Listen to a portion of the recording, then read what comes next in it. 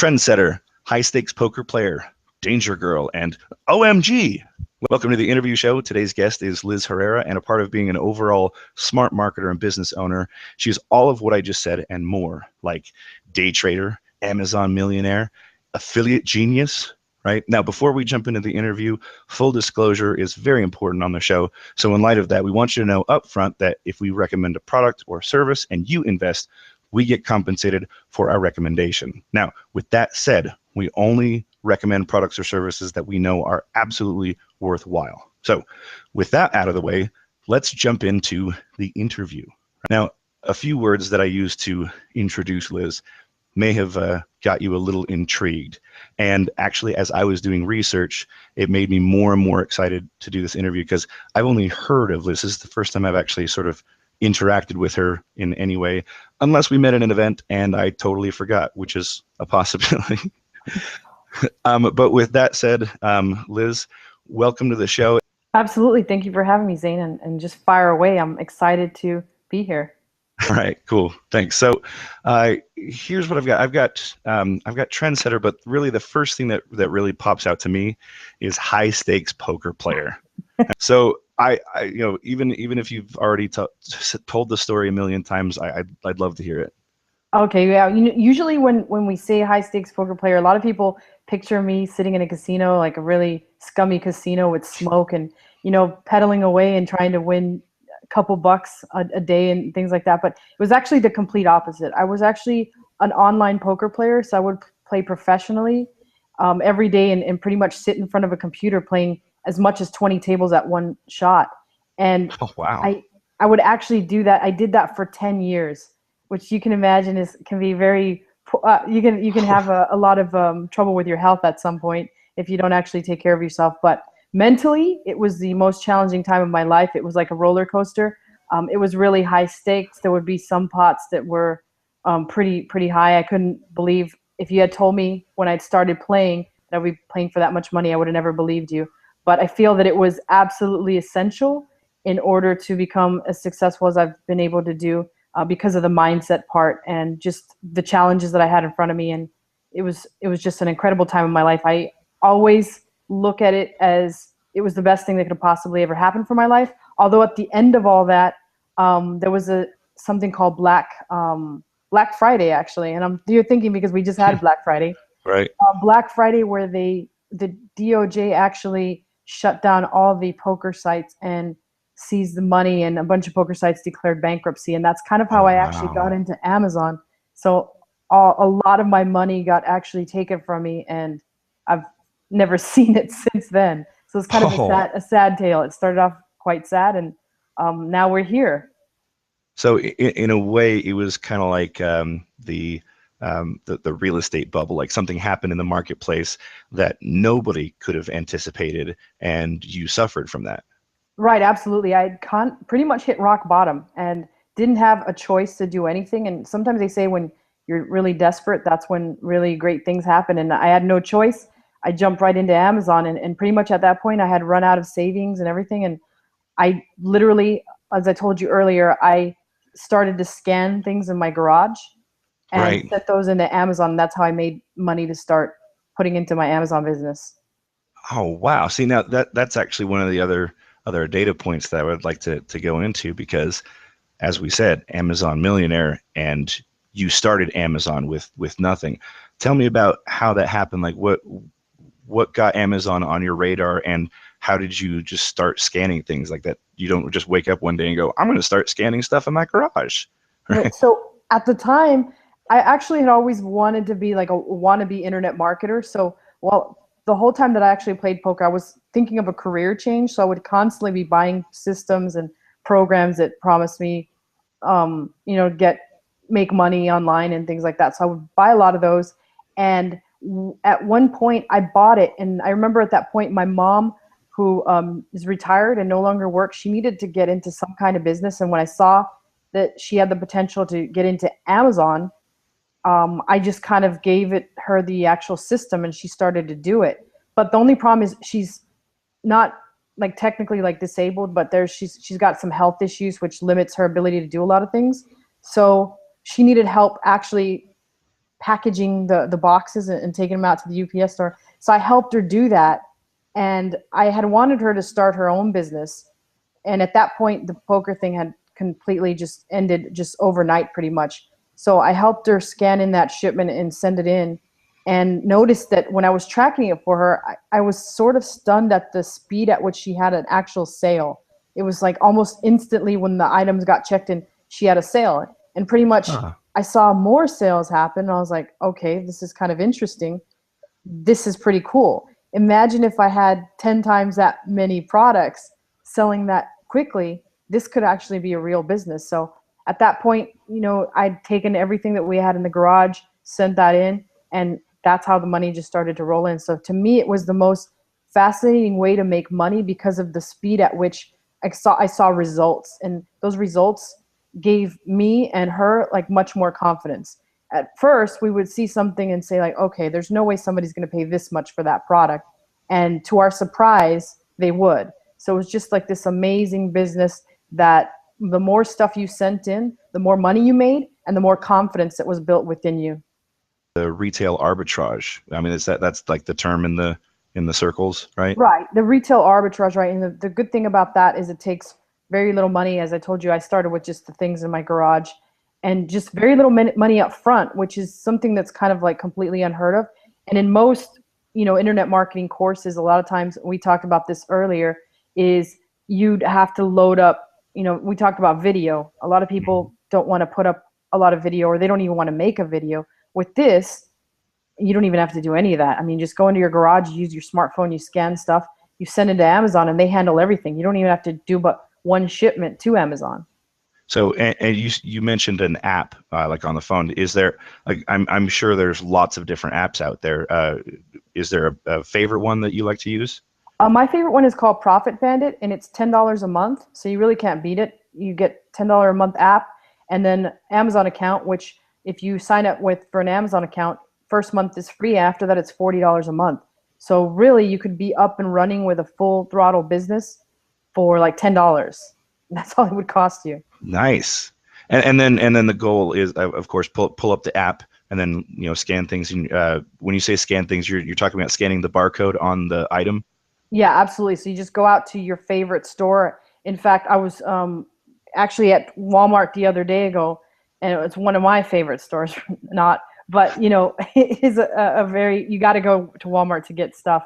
So I was at Walmart and scanning things, and I came across like some cough drops, and the cough drops scanned in, and they were just a ridiculous profit. So I was like, this. Oh, It was nice. kind of tempting to actually grab all the cough drops that I saw, but I was like, oh, I would have to send that shipment in. And right now during Oh, right. it's kind of difficult for me to mix in something that I'm not doing anymore. But it's just so tempting when you go out there. There's so many different things that you can literally make money on. I got that same feeling when I first learned about private labeling products. Like I went to the store with a completely different viewpoint from that point forward. I like, that's a private label, and that I could private label that. Holy cow! It just and like you took it one step further with an app, but I would start taking pictures of items that I thought were interesting to private label. But that takes time. That puts a big gap between making money, or just coming up with an idea and then making money. Whereas yours was, you go in, scan the item if it gets your attention, and then it tells you whether or not it's worth pursuing. Like that, you did the one step that I didn't think of. That's Right. awesome.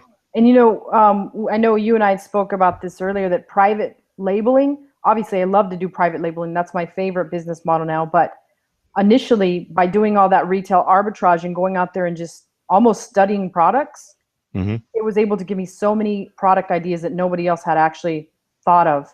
And so it gave me a different angle and a different perspective to come up with products. And not just that, I had the proof that they sold because I was retail arbitraging them. So that gave me even more confidence to do it. And some of my best products have actually been products that I originally sent in from Walmart. And I said, hey, okay, so this company's private labeling it, but so can I, because it's just a standard product. So that was the way that I sort of launched my private label business, which is, if you can start that way, that's fantastic. But if not, I mean, retail arbitrage is clearly like for $10, you have a business, which is kind of amazing. Yeah, that right there, that's going to be a video, its own video clip right there. Super Yeah, powerful. absolutely. So this next thing, this next point that I want to hit on, still I think stays in this Amazon space, and this isn't something that I saw. It was just a feeling that I got. Again, doing research on you and learning more about you, I'm going to go ahead and say it, even though the term is thrown around a lot. Trendsetter, like that. There's a lot of people who claim to be trendsetters, but I noticed you and wanted to do this interview with you based on people talking about things that you've done. And I mean, it's one thing to say, hey, look at all the stuff that I've done, but it's totally different to have third party validation, right? Right. And so many people just, Liz Herrera, Liz Herrera. I'm like, who is this person?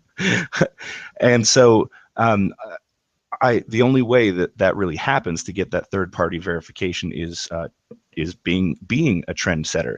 And more I've seen in especially with the whole Amazon stuff, because I totally fell in love with it too, is that things you would talk about were things that just were an inkling in the back of my mind, but I didn't execute on it, right? But I went, that seems like it could work, but you took it a step further. And so what I want the viewers to understand is that it's important to be a trendsetter. And I would like to know what kind of things that you look for when it comes to like a new opportunity or a new idea, like we were talking about earlier, that actually makes you a trendsetter.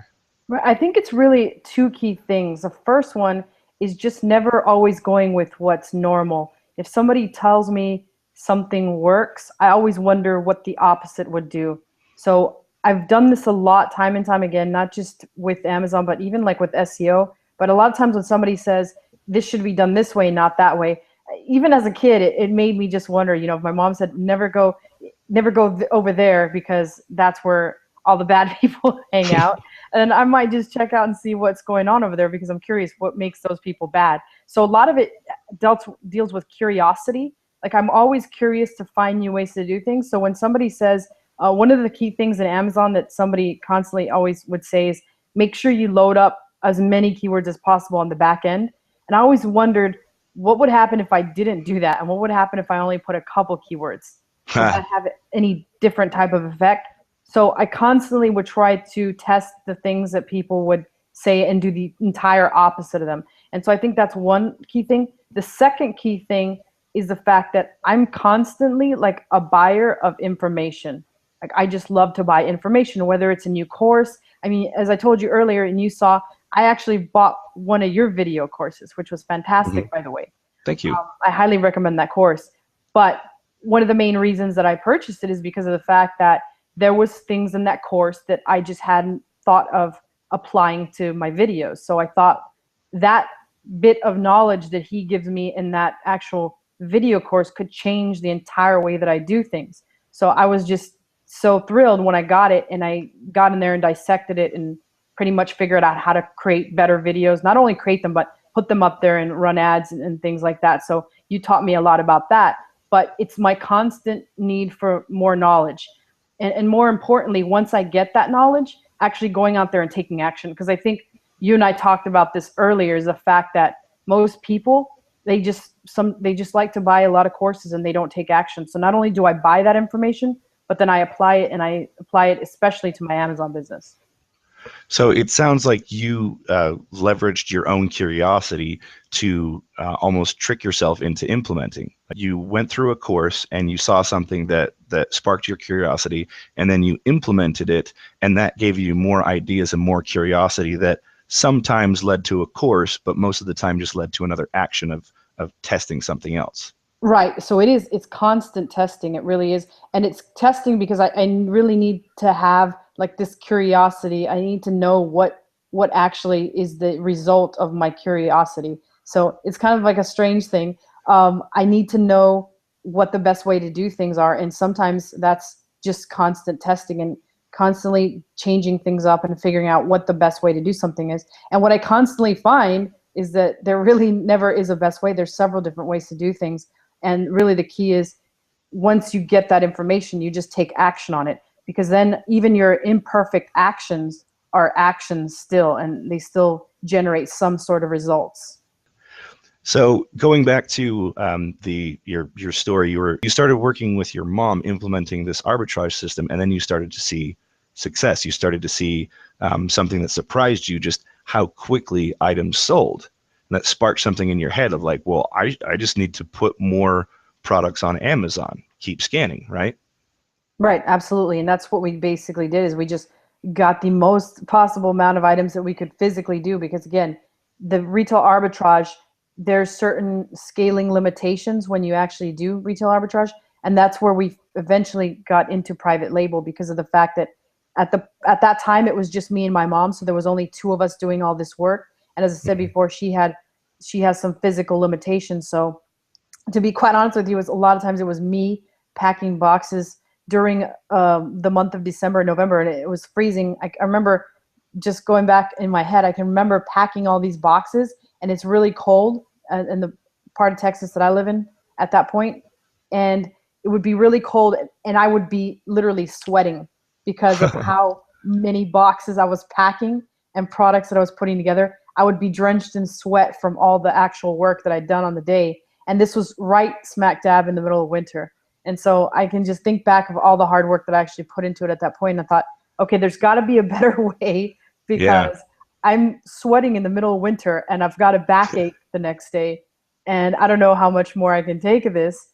But then that's when we found private label. Ah, okay. So then you moved into private label. I would assume, and correct me if I'm wrong, all this experience with the retail arbitrage sort of pushed you into the direction you probably was floating around in your head, and you said, you know, if we did something on a bigger scale, it'd be something like whatever your products were. Right? Am Right. I No, close? yeah, funny enough, Zane, one of the very first products that we actually came out with private label was one that my mom found. Like my mom's like 58 years old, not does not have a single bit of internet marketing experience, no selling on the internet. She just barely learned how to text like a month ago. It's really almost. She's the one that actually found the product and we just threw it up there and pretty soon she had a $10,000 a month product in Wow. sales. And it was Wow. just because of the experience she had gained from going out to the store and just scanning things. So it's kind of an incredible thing. At the same time, it shows you that your age, your physical limitations, all that, it just really doesn't matter. I mean, if you just take action, a 58-year-old woman that has no internet marketing experience whatsoever can create a product like that just off of the experience she has by going out there and scanning. It's just like Yeah. unbelievable what you can do on Amazon. Absolutely. So then, you know, the first product, I mean, very shortly, he was making $10,000 a month. Now, of course, I mean, you seem like a very forward-thinking person. What happened at this point? Were you thinking, oh, I need to have 10,000 products, or did you want to go more into like, deeper into that particular product's vertical, so to speak? It wasn't really a product where we thought about like a lot of times I find that people overthink things. So I know like traditional courses always tell them one of the key factors that you should think about is think about how you can actually vertically go into like, let's say you decide to sell a basketball, Hmm. then think about what else you could sell in addition to the basketball, whether it be maybe you're going to go into footballs, soccer balls, so forth, or maybe basketball, the knee pads and things like that. What I really try to tell people to do is don't worry so much about that because that's one more thing that you have to overthink. Instead, just throw a product up there and pretend that product is your actual like tuition. Mm. So that one product, you're going to go, whatever money you put into that one product, you're going to learn, you're going to get a degree from the school of Amazon. Yeah. Once you have Very, that very degree, well said. once you have the degree, the sky's the limit, right? It's not like traditional degrees where you get a student loan bill every month and things Yeah. like that. With the school of Amazon degree, you have the ability to create as many products as you possibly want, as long as you learn the system for one product. And after that, it becomes much easier. But we just as people tend to overthink the dumbest things. Yeah, that's right. No, I think I have a PhD in making things more complicated. So, no, actually, that's brilliant. So you chose not to go down a deeper vertical, mostly because the product you had didn't really have those options in the first place. But you said, let's move on to another one, right? Like, turned to mom like, okay, that first one was awesome. You got any more? Like, was it like that? Right. And what's kind of funny is the first product that we actually did, which we still have, we've had so many problems with that product because we've had a lot of problems finding suppliers. So our actual Wow. supplier was local. We found that supplier in our city, and they just couldn't have enough inventory for us to actually keep it in stock. So since then, we've had a lot of issues with finding good suppliers in China and things like that. And I think we finally found a better one, but we actually had a period where it was sold out for like 3 or 4 months because we were just having supplier issues. And we sort of now have been rebuilding the ranking, but it's down in sales significantly since that point that happened. But really, it's never a product that we expanded on the vertical or anything like that. It's just a product that we sort of had a lot of problems. So again, it goes to show that sometimes even an imperfect product can still make you money. It's just Yeah. the whole point is get out there and do action, because of that product, it just opened up a whole new world to us, because now we have several other products that we don't have those problems with, and that's because we have a degree in the School of Amazon. I love that because that is what it feels like for sure. Like I've had my store for a couple of years, and every day is a new adventure in Amazon. Yeah, and one of the great things too, Zane, is I don't have to worry about that monthly student loan bill from the School of Right. Amazon. Instead, Yep. Yep. instead they send me a biweekly check. Absolutely. We'll see, and that leads me to, so like now you're at this point, right? You're starting to see some momentum. Now, correct me if I'm wrong, but you've sold over $1 million of products on Amazon. Is that right? Right. What was that journey like? It was incredibly fast because of just the power that is Amazon. I don't think people can understand that until they actually send in product and start seeing sales happen. There's nothing like the confidence that it builds just to actually do that. Like, I just challenge everybody that's out there that's listening to this to just try it out. Just get Profit Bandit. It's $10. That's the most you have to lose. Scan some things around your house, and you're going to realize that you probably are sitting on a gold mine. And if all you want to do is just make a couple $1,000s, you can probably pretty much do it just based off of the stuff that you have in your house. But going forward, if you actually wanted to have some sort of supplemental income, it can take off for you just the same way it took off for me. I mean, there's so many things that are out there. And now that we're like on this e-commerce is just going to get bigger and bigger. We just recently had where clicks beat bricks, I think was the name of the story. So the Black Friday or Cyber Monday, I think it was actually Black Friday, where clicks eclipse bricks was the actual Wow. story that was, I think, in the LA Times, where it basically talked about how there was more people that shopped online. This was the first year that it ever happened. And again, this is only going to get bigger and bigger, and not just in the US, but globally. And that gives so many more opportunities for people that are actually out there. So again, it's just something that anyone can do. It's not that difficult to hit $1 million in sales if you just go out there and you actually do this. People actually do it just with their phone and retail arbitrage. Wow. I mean, that's mostly what I'm taking out of this is to go buy the app and start scanning stuff, right? Right, right, Because that absolutely. can lead to millions of dollars of sales in private label. Like it's not one or the other. I think that's where you're kind of the contrarian, is that there's a lot of cheerleaders for different products. It's like, this is the one, the only one. Don't buy anything else, and it has to be just this. And you're saying, well, why not both? Right? Like Flatland always says, if you see a $1 bill, a $5 bill, and a $20 bill on the ground, which one are you going to pick up?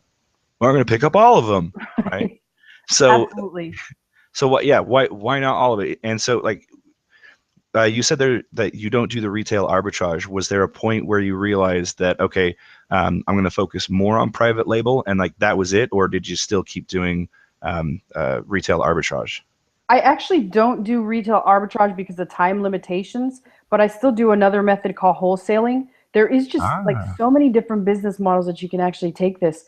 In fact, one other thing that I was going to mention to people is the fact that recently inside of OMG, we had our youngest earnings report ever. I have a 9-year-old student that actually whoa, sent in an earnings report. He made his first $1,000 scanning. wow, So for a 9-year-old kid to be able to do that and actually make $1,000 is pretty darn amazing. It just goes to show you that as long as you just get out there and do something, there's really no way that you can't make money using that particular model. And that's usually the reason that I recommend that model to everyone to start with, because it's just amazing what a confidence builder it is. And again, if a 9-year-old Yeah. kid did it, really anybody can do it. I mean, like I said, from 9 years old to my mother, which is like 58, I think she was 57 at the time. I could have been a bit younger than that when we started, 56 maybe. It just goes to show it really doesn't matter how old you are, as long as you have a smartphone and just the What was that app again? Profit Bandit. Profit Bandit. Okay. Right. So Write that down, folks. but there's several models. Retail arbitrage is obviously the first one that I recommend, but I eventually found my way to private label, and in between I've done wholesaling, and now I even do partnering, which is the newest way that I actually teach people how to get into the game. All right. Well, we're definitely going to need some contact information on that, because I'm sure anybody watching is going to be like, "Whoa, what's that?" For sure, yeah. And it's just a unique angle where you can get started. A lot of people, just by having the ability and having the degree in the school of Amazon, then you can pretty much take any product where somebody's struggling to make sell on Amazon. I get so many people that contact me like, I can't get my product to sell. I want to partner with you so it can get sold. And what it does is it creates you no longer have the need for cash flow, because they're the people that are going to have to worry about the cash flow. So you're able to partner with product, and you don't have to worry about putting your money into it, which again is as big as I want to grow. I'm always having like cash flow issues because of the fact that I want to keep growing.